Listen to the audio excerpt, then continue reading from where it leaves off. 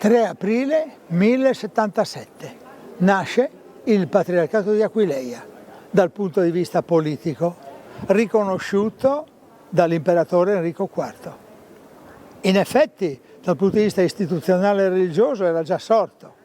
ma dal punto di vista politico questo grande riconoscimento che lo rende istituzionale al punto tale che più tardi il Patriarcato di Aquileia potrà anche coniare moneta, darsi delle leggi, e tutto questo durerà fino al 1420, quando la Repubblica Serenissima di Venezia, che sarà la padrona, tra virgolette, del Friuli fino al 1797, entrerà nel Friuli e sconfiggerà politicamente i patriarchi, che continueranno a avere un loro percorso nel quadro religioso, ma dal punto di vista politico il 3 aprile 1077 segna una data importante per il Friuli,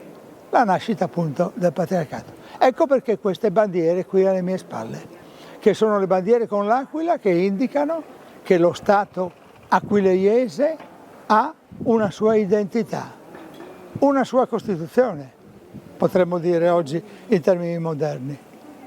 una sua vita e una sua storia.